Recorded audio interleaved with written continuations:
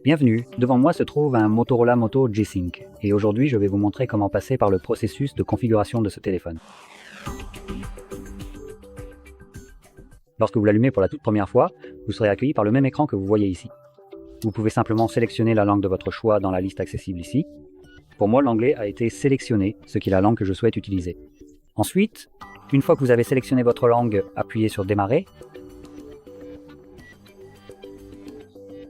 Cela vous permettra d'insérer votre carte SIM et votre carte SD pour accéder au réseau mobile. Ou bien vous pouvez ignorer cette étape si vous ne souhaitez pas le faire tout de suite, ce qui est tout à fait possible.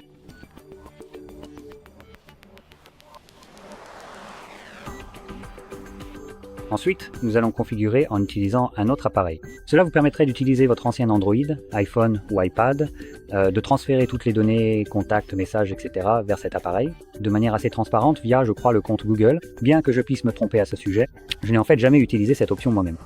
Maintenant, je vais de toute façon le configurer comme un nouvel appareil, donc je vais sélectionner Ignorer, et cela me permettra de me connecter au Wi-Fi.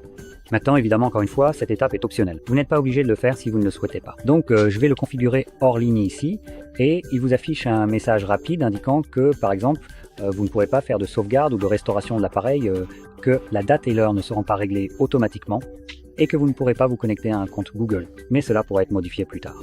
Maintenant ici, nous avons la confidentialité et la sécurité. Vous pouvez passer en revue tous ces éléments. Si vous ne les aimez pas, apparemment il semble que vous puissiez désapprouver cela, ou désélectionner certains d'entre eux. Mais dans tous les cas, nous allons accepter et continuer, et comme je ne me suis connecté à aucun réseau, la page de date et d'heure s'affiche, ce qui me permet simplement de corriger l'heure si elle est mal réglée.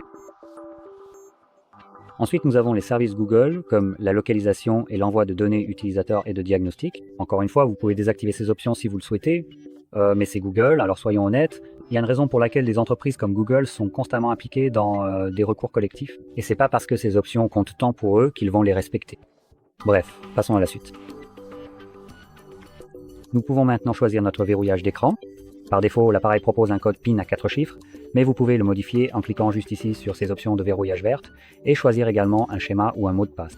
Ou si vous ne souhaitez pas protéger votre appareil, vous pouvez sélectionner Ignorer juste ici, puis Ignorer. Cependant, je ne recommanderais pas vraiment de faire cela, car il vaut mieux protéger votre appareil. Ensuite, nous avons Motorola, une petite récupération de mails juste ici, donc vous pouvez simplement leur donner votre adresse email pour qu'ils puissent vous spammer. Vous envoyer du spam, pour rester informé de tout et n'importe quoi. Personnellement, je n'aime pas ce genre de choses, donc je vais simplement sélectionner Ignorer ici. Mais c'est entièrement à vous de décider. Ensuite, nous avons le style de navigation. Vous pouvez choisir si vous préférez les boutons ou les gestes. Moi, je suis plutôt geste. Ensuite, nous avons le thème, clair, sombre ou les deux.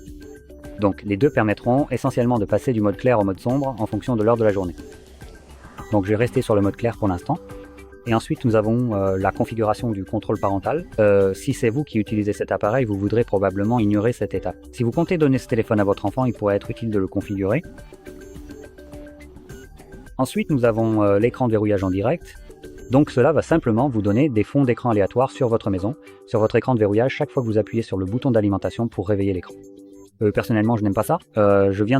Vous pouvez même voir ici, nous avons un tas de fonds d'écran aléatoires dont vous ne vous souciez probablement pas, comme des légumes de l'architecture.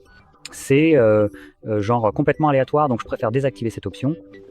En passant à la page suivante, on a pratiquement terminé, donc vous pouvez maintenant sélectionner Terminer, et cela va nous amener à l'écran d'accueil.